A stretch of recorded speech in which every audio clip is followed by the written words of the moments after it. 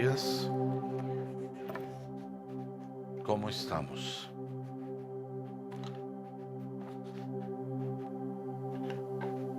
Mire la persona que está a su lado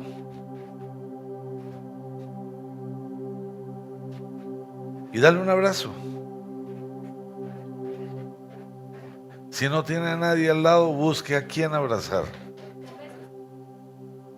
Un abrazo, un abrazo. Un abrazo.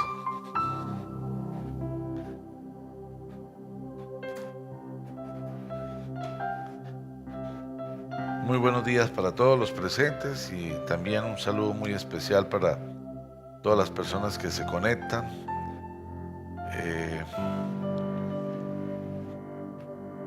A veces pensamos que el alcance es pequeño, sin embargo, la prédica anterior lleva 150,000 reproducciones, mucha gente tocada, y es el norte de la semilla, ¿no? Que tenga vida, que trascienda, que se extienda.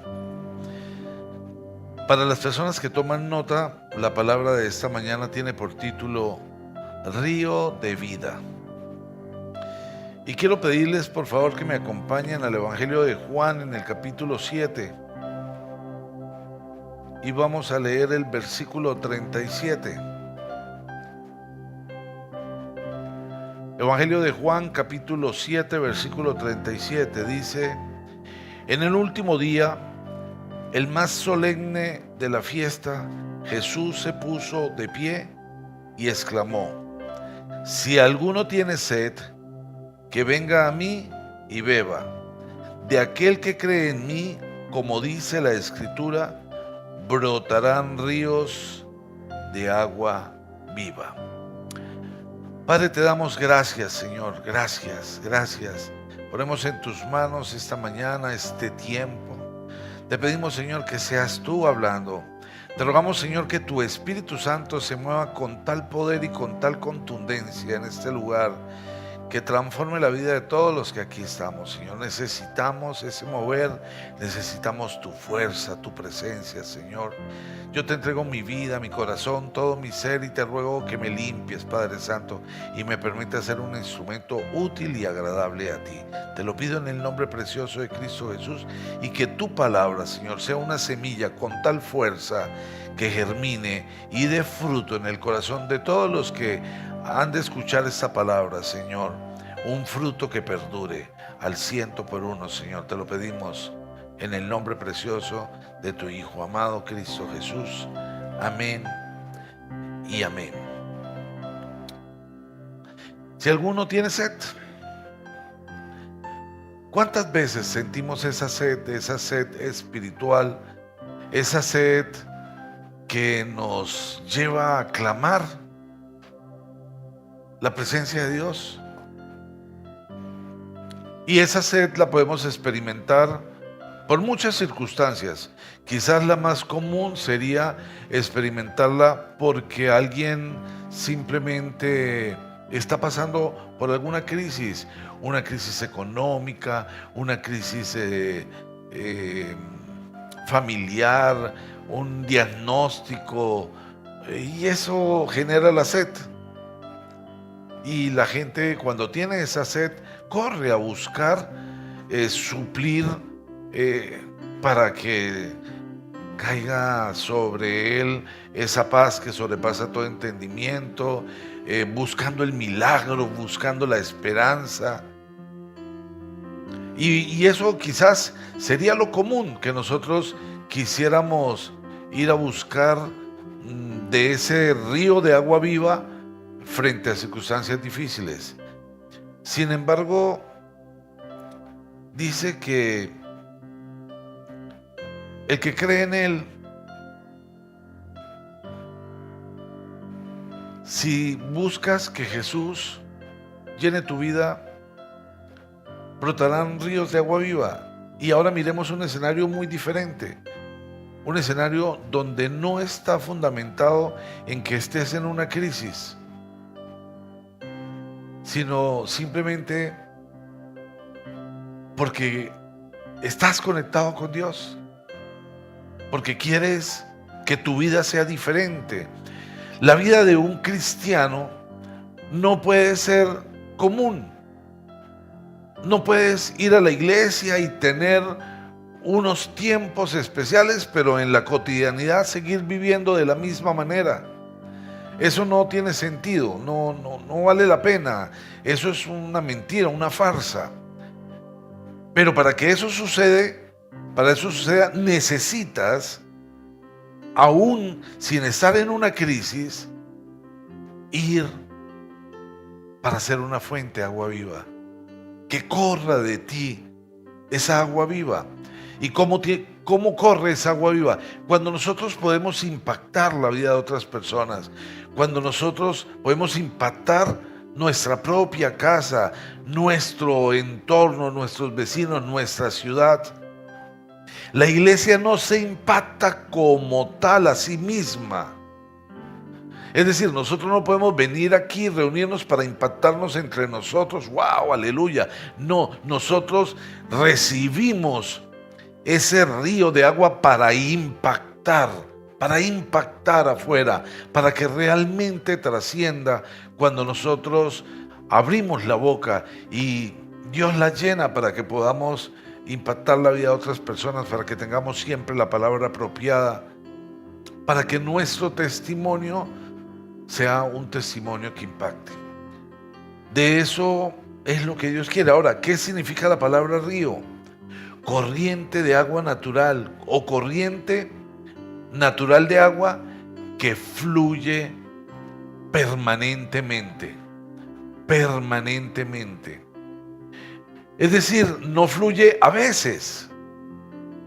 El río no se secó y mañana vuelve y sale el río. No, cuando el río se seca hay una situación terrible, algo está pasando.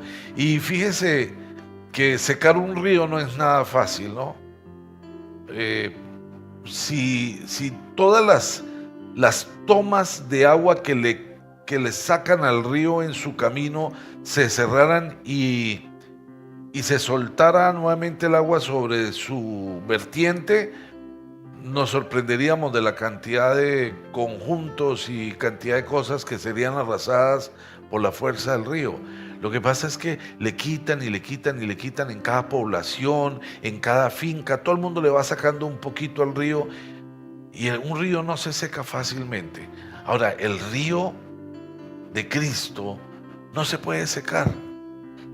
Así que es algo que debe estar permanente. Un río es una corriente natural de agua que fluye permanentemente. Cuando hablamos con alguien, cuando estamos en nuestro trabajo secular y viene una persona y a plantearnos un negocio, no sé qué cosas haces tú, pero en lo que hagas, si te encuentras con alguien en el transporte público, en una parada, en un sitio donde estás esperando para que te atiendan una cita médica y miles de cosas. Alguna vez Consuelo, que está acá, estaba sentada esperando una cita médica y alguien le habló de Cristo. Ella nunca había ido a una iglesia cristiana y aquí está, y está fuerte, está totalmente llena de ese fuego. Pero porque alguien se atrevió, porque alguien tuvo la fuerza, tuvo esa identidad en Cristo y simplemente sintió la alegría y el gozo de hablar. Podríamos entonces hacernos el cuestionamiento en este momento. ¿Fluye de ti esa agua permanente, ese río de agua viva? ¿Fluye? Si eres docente, tus alumnos escuchan de ti hablar de Jesús. A veces no es necesario ni mencionar, solo fluye, porque es lo que está en ti, es lo natural. Uno escucha a las personas hablar en la calle y fluye lo que hay en ellos. ¿Y qué hay en ellos? Ellos dicen por cada 10 palabras 4 o 5 groserías. Y lo sienten como tan natural, como tan bien. Sin embargo, no es. ¿Y qué es lo que tú tienes en tu corazón? ¿Qué fluye de ti? ¿De qué hablas? En el Evangelio de Mateo, en el capítulo 17, dice en el versículo 14: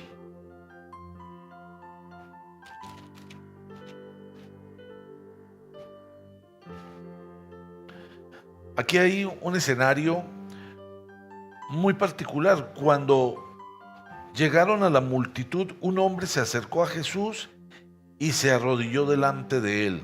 Señor, ten compasión de mí, de mi hijo. Le dan ataques y sufre terriblemente. Muchas veces cae en el fuego o en el agua. Se lo traje a tus discípulos, pero no pudieron sanarlo. Generación incrédula y perversa, respondió Jesús. ¿Hasta cuándo tendré que estar con ustedes? ¿Hasta cuándo tendré que soportarlos? Tráiganme acá al muchacho. Yo me imagino la escena. Jesús en medio de sus apóstoles, generación de incrédulos y perversa.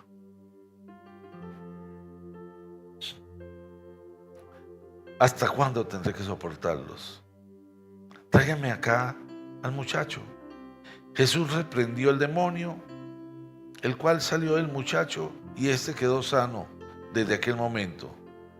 Después los discípulos se acercaron a Jesús en privado y le preguntaron: ¿por qué nosotros no pudimos expulsarlo? Porque ustedes tienen tan poca fe, les respondió. Les aseguro que si tienen fe tan pequeña como un grano de mostaza, podrán decirle a esta montaña: trasládate de aquí para allá, y se trasladará. Para ustedes nada será imposible. Ahora, Jesús estaba con ellos todo el tiempo y hacía los milagros y hacía cosas extraordinarias, pero ellos no fueron capaces de expulsar un demonio porque andaban con él, pero no tenían fe. Y no tener fe hizo que fueran calificados como incrédulos y perversos. Y no necesitabas una fe grande, solo necesitaban activar la fe. Activar la fe. No necesitamos más. ¿Qué ves? ¿Cuál es el alcance de tu visión?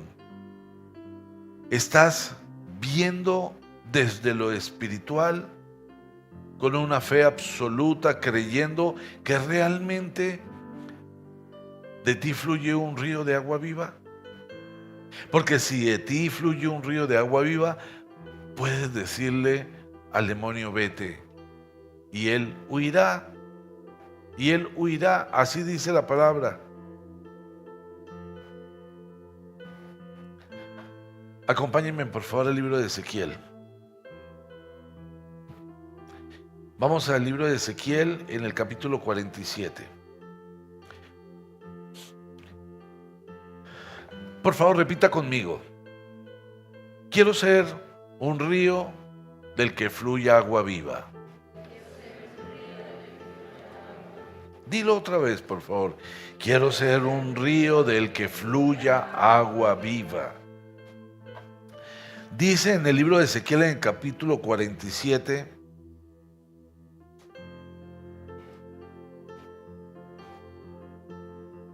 el versículo 1 dice: el hombre me trajo de vuelta a la entrada del templo y vi que brotaba agua debajo del umbral en dirección al oriente. Brotaba agua.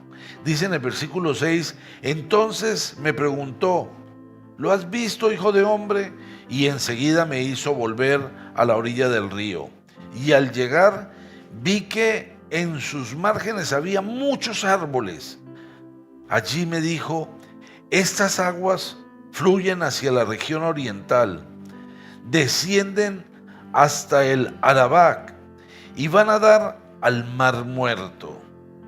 Cuando desembocan en ese mar, las aguas se vuelven dulces, porque donde corra este río, todo ser viviente que en él se mueva, vivirá. Habrá peces en abundancia, porque el agua de este río transformará el agua salada en agua dulce, y todo lo que se mueva en sus aguas vivirá. Esta es una visión del templo que Dios le da a Ezequiel y le muestra cómo ha de ser el templo, y le dice que del pórtico del templo fluirá un río, y dice que ese río es de agua viva y que esa agua viva va a dar al Mar Muerto. El Mar Muerto no tiene nombre de Mar Muerto porque sí. El Mar Muerto es el Mar Muerto porque es tan salado, que no hay ninguna forma de vida en este mar.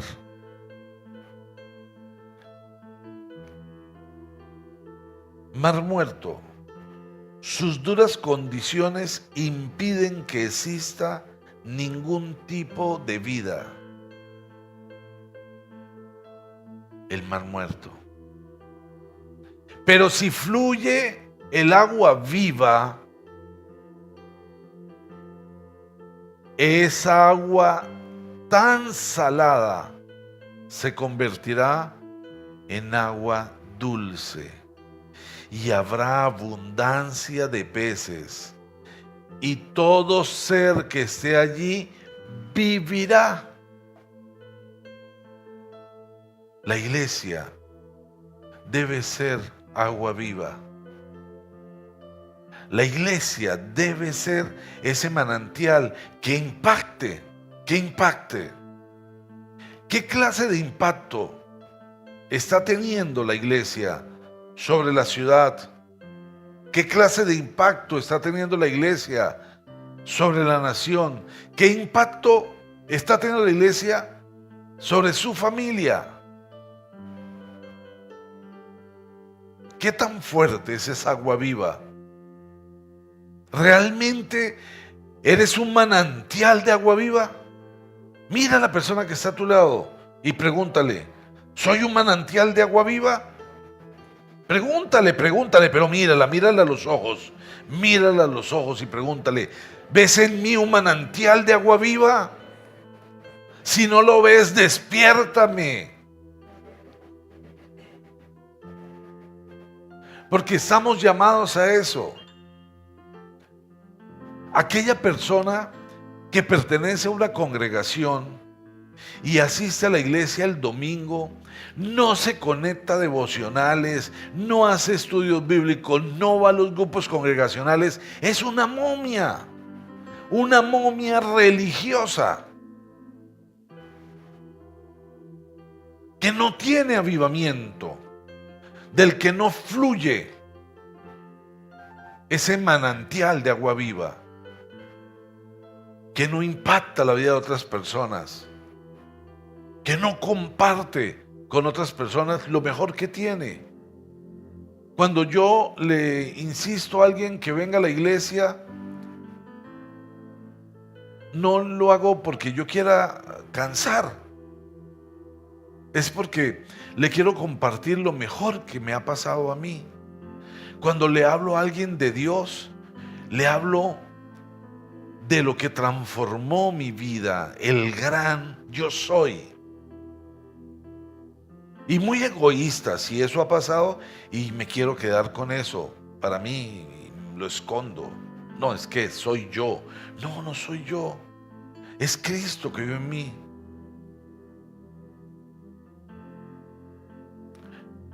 Hablaba con alguien que me conoció hace muchos años, y muchos no son tantos, ¿oye? Muchos para mí. Y me decía, estuve viendo sus prédicas y se ve transformado, o sea, ¿ahí qué? No, yo. Pero usted no es así. Claro que sí. Lo que pasa es que estás pensando en el viejo hombre, el que conociste hace muchos años. Tiene que notarse la diferencia.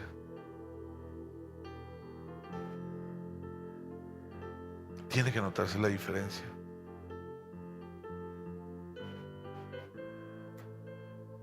¿Fluye agua viva? Pregúntate otra vez. ¿Soy un río de agua viva?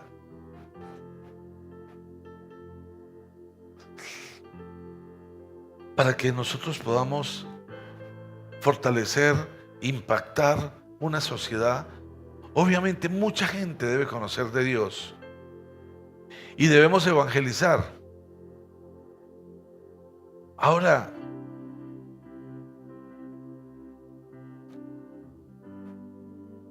las ovejas son las que se procrean. Las ovejas procrean otras ovejas. Son las ovejas las que impactan. Son las ovejas que van a otra oveja y a otra oveja y a otra oveja. A veces la gente pensaría que es el pastor el que genera ovejas. No, las ovejas. Yo como oveja, ¿cuántas personas he invitado? ¿Cuánta gente he acompañado en el proceso? Porque a veces uno invita a alguien y no crea que uno invita a la persona y la persona dice sí. No, claro que sí. Dime a qué hora, llego 15 minutos antes, estaré pendiente. No. Ojalá fuera tan fácil. Uno invita a una persona a la iglesia y hay un proceso. A veces hay que ir a sacarlos de la casa. A veces toca llamar temprano. No olvides.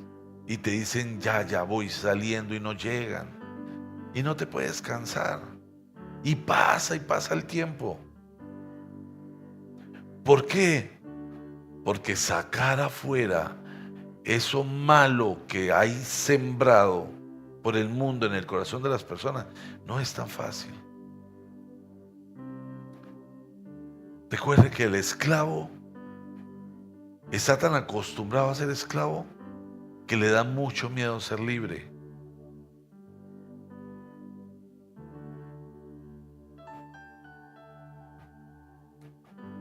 Pero Dios es lo mejor. Y pasamos por muchas circunstancias, como hablamos al principio. Dice en el Salmo 9,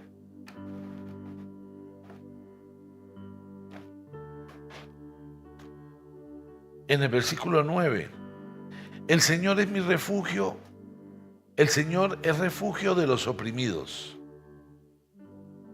Es su baluarte en momentos de angustia. ¿Has estado oprimido?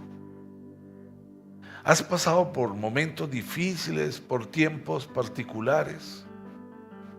Hay momentos en que está tan densa la oscuridad que no puedes ver la luz. Las cosas cambian tan de repente. Tu vida es absolutamente normal y una llamada cambia todo. En un instante, un diagnóstico, un accidente, la pérdida de alguien que amamos. Nosotros difícilmente nos preparamos para perder a las personas que amamos. Y eso genera la más densa oscuridad, los momentos más turbios. Y podrías incluso preguntarte, ¿por qué a mí? O llegar a pelear con Dios. ¿Por qué, Señor? Pero Él dice que el Señor es el refugio de los oprimidos. Es su baluarte en momentos de angustia. Él es el río de agua viva. Él cambia todo. Él le da sentido a nuestra existencia. Sin Él, ¿cómo sería la vida? Quizás podrías convertirte simplemente en esa momia religiosa, una figura absurda, obsoleta, que no sirve para nada. Es como tener una Biblia abierta en un salmo, ahí en la sala de tu casa. ¿De qué sirve? Y hay gente que sale y la toca.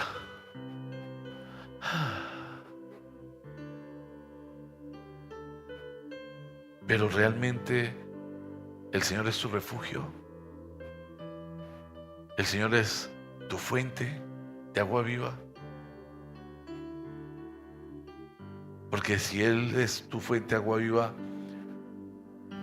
no estás como el mar muerto, sin vida. No estás estancado, sino que fluyes.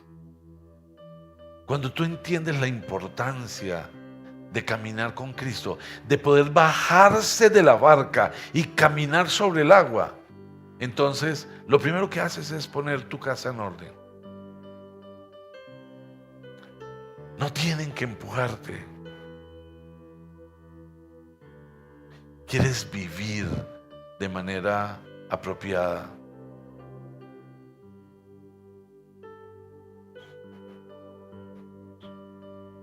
¿A quién acudes? En momentos de angustia, ¿a quién acudes?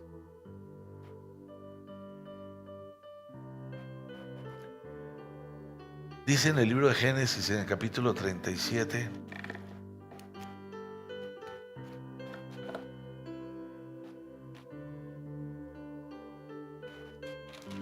aquí hay la historia de un personaje muy particular, José, hijo de Jacob, a quien se le cambió el nombre por Israel. José era su hijo consentido, el hijo consentido y especial. Dice en el capítulo 37, versículo 1, Jacob se estableció en la tierra de Canaán, donde su padre había residido como extranjero. Esta es la historia de Jacob y su familia.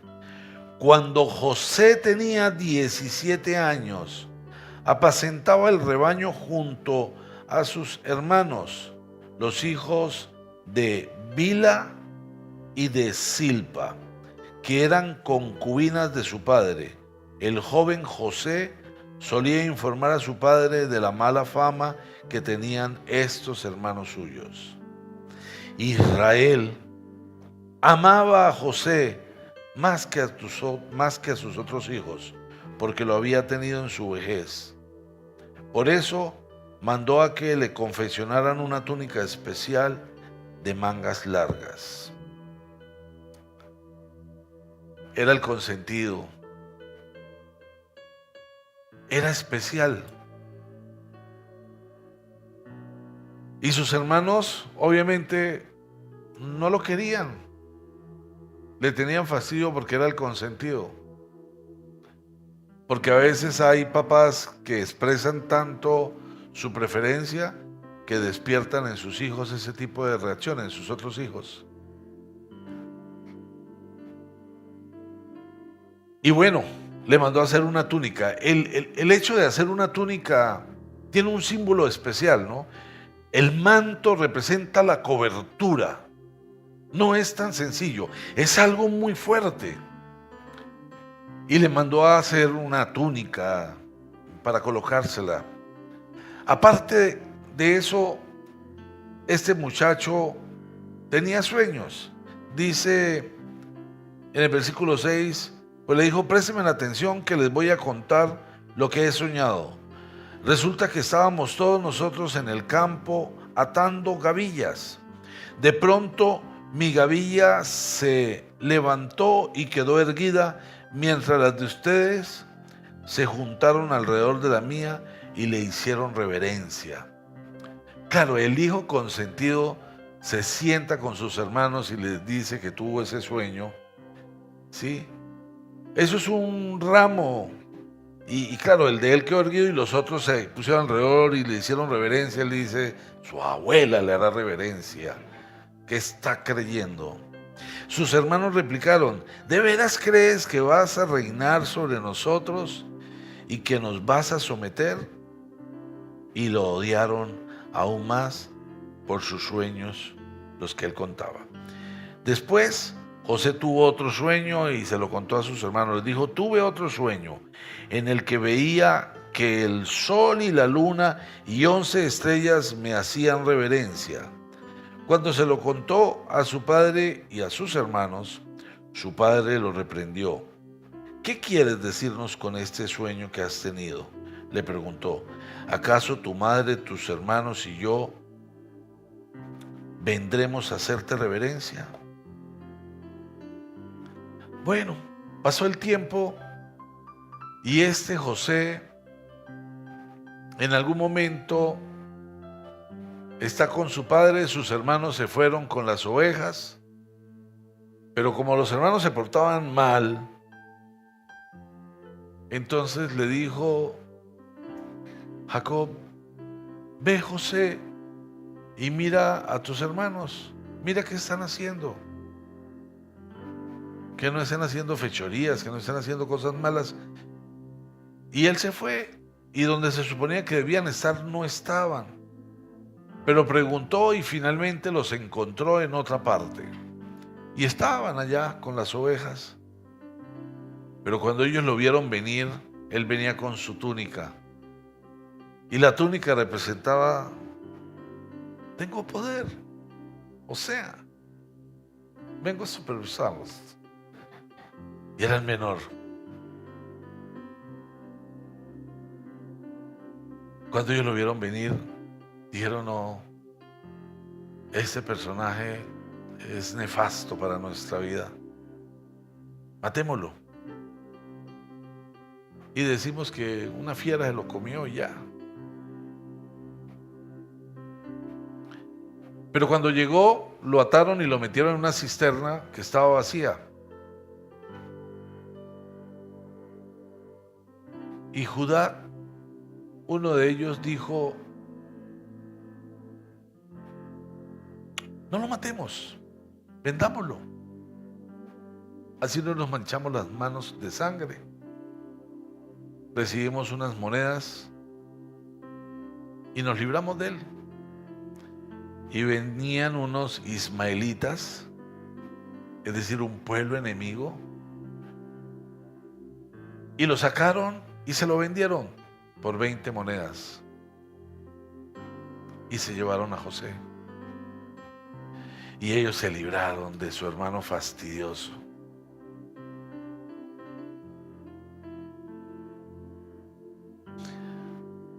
En el versículo 42, bueno, dice: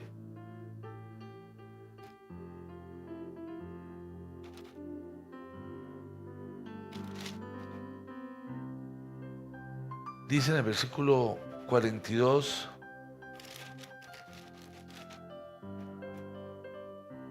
después de todo esto, José pasa por una serie de situaciones, ¿no? Recuerden que él, como esclavo, los que lo llevan van y lo venden en una feria y lo compra Potifar. Yo siempre me he imaginado a Potifar como la figura de un traqueto, tipo muy poderoso, bravo, y la esposa de Potifar como la esposa de un traqueto. Pero él se ganó el favor de este hombre que era muy poderoso, y todo lo que él administraba era muy bueno, tenía la bendición. Entonces lo colocó como su hombre de confianza y él se iba a hacer sus negocios, pero la mujer lo acosaba. Y ustedes no van a pensar que lo acosaba una vieja fea. No, la mujer de él era una mujer muy, muy hermosa, voluptuosa. Y fue y se le metió un día en el cuarto, estaban solos, dijo, la casa sola, el cuarto solo, tú y yo solos. Pero José era un hombre temeroso de Dios, un hombre que quería honrar a Dios como fuera, y prefirió correr. Por eso lo metieron preso. Ella lo acusó de que él había atacado. Y estando preso, tuvo que ver con una interpretación de sueños y terminó frente al faraón, interpretándole un sueño al faraón. Y cuando le interpretó el sueño al faraón, el faraón decidió colocarlo como su administrador y el segundo en mando. Tomemos en cuenta que Egipto era la potencia mundial en ese momento. Y el esclavo terminó siendo el segundo hombre al mando. Solo el faraón estaba por encima de él al mando.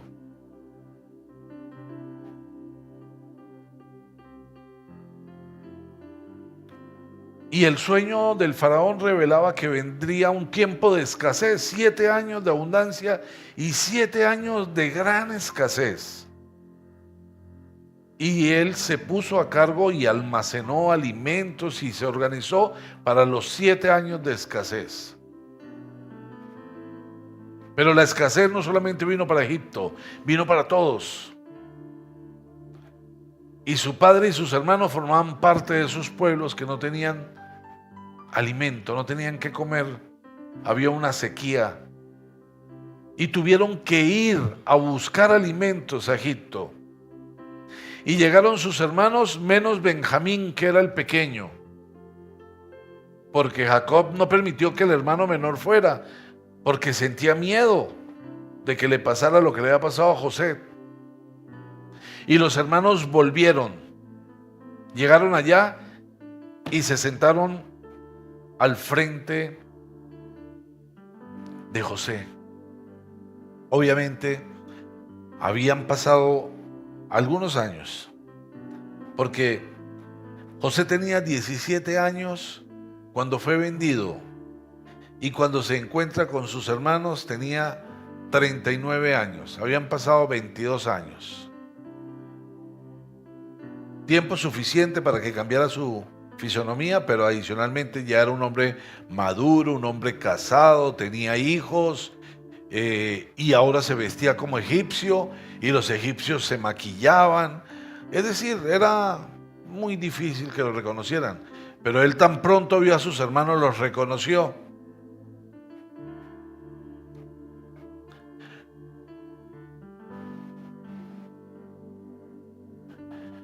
Y cuando él los ve,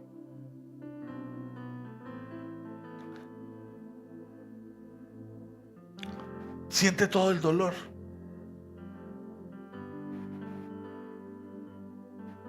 Pero no los condena. Al principio los acusa de que son espías y les da porción para que lleven, pero los obliga a que vuelvan. Y en medio de ese proceso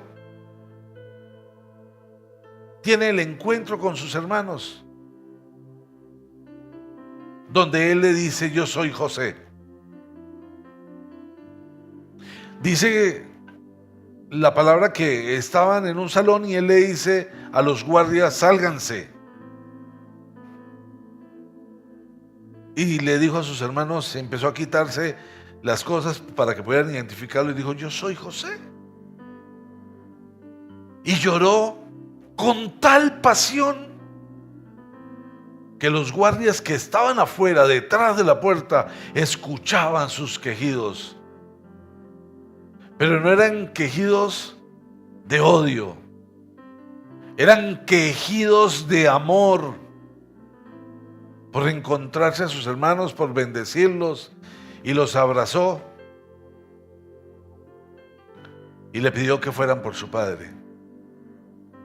Y les dijo, apenas han pasado 2 años de gran escasez, faltan 5, múdense para acá que no les va a faltar nada.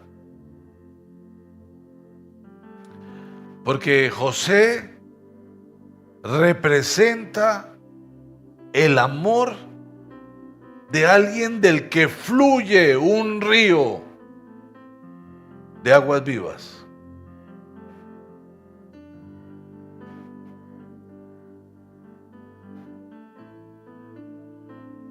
José es un símbolo especial, es un símbolo de Jesús. Y miren estas coincidencias. José era el hijo predilecto. Y mira lo que dice la palabra en Mateo capítulo 3.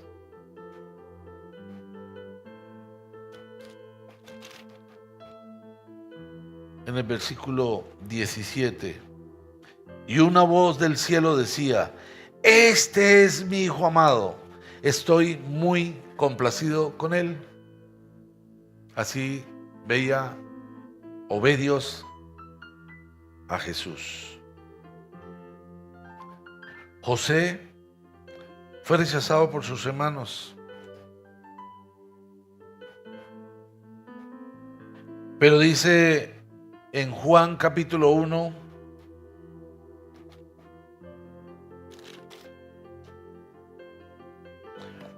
Juan capítulo 1 versículo 11 dice, vino a lo que era suyo, pero los suyos no lo recibieron.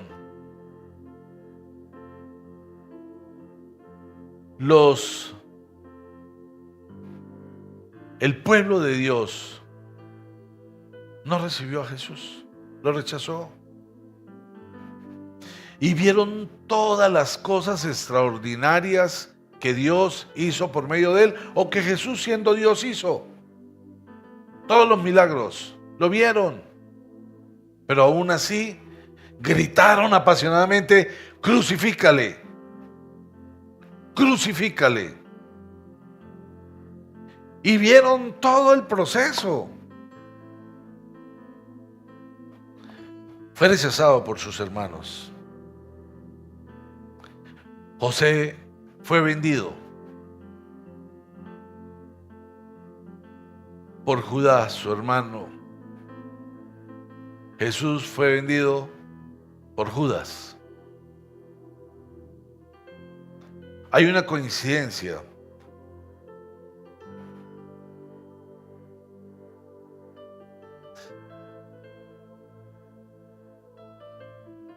José fue vendido por 20 monedas. Jesús fue vendido por 30.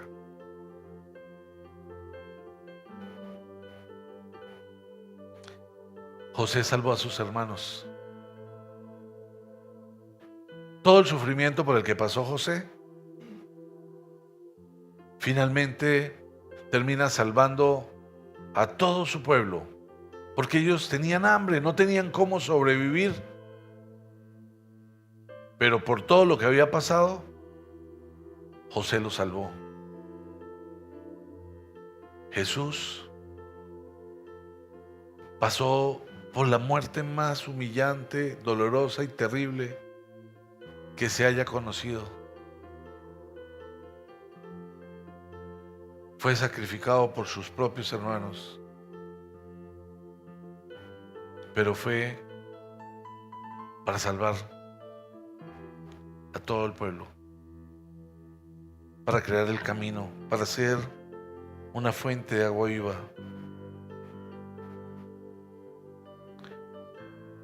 José proporcionó el pan a Israel.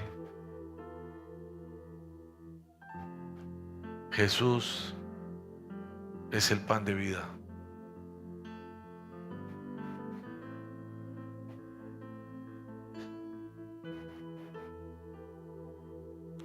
La importancia de perdonar. A veces alguien de la iglesia te mira feo y te puede llegar a cargar de tal manera que te apartas.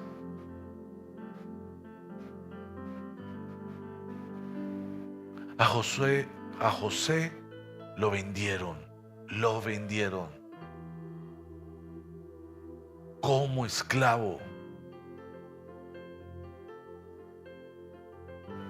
Y pasaron años muy duros.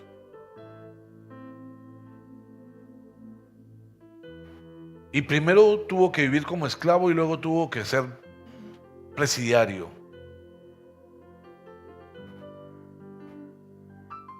Apartado de su familia, de su papá, de su condición.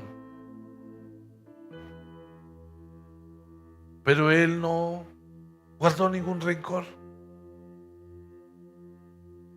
Al contrario, él pensó, Dios hizo esto.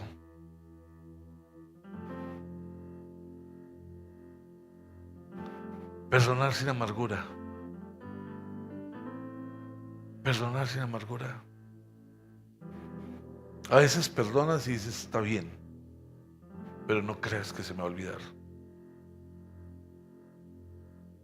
O dicen, yo perdono, pero no olvido. O peor aún, que te perdone Dios.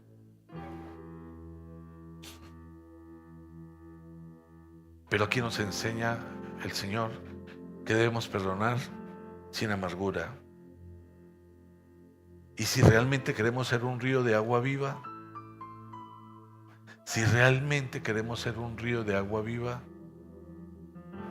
nosotros tenemos que amar con un amor inmerecido.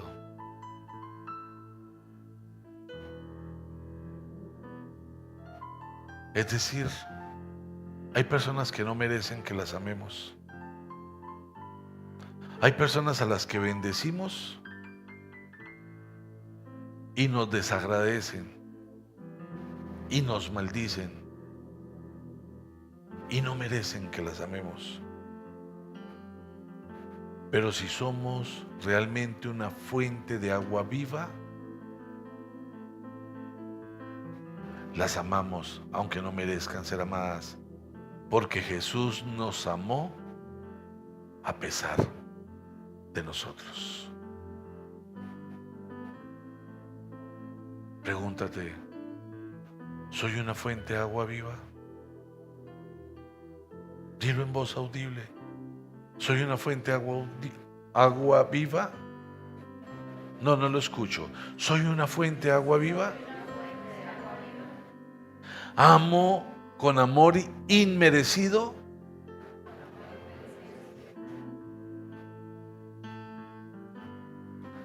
Quizás estén pasando cosas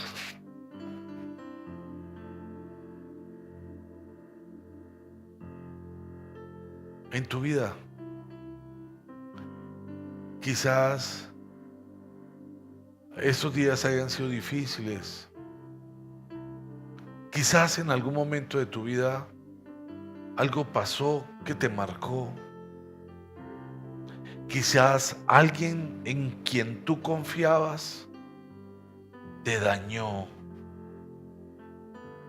te ofendió, te ultrajó, te robó, te quitó algo preciado.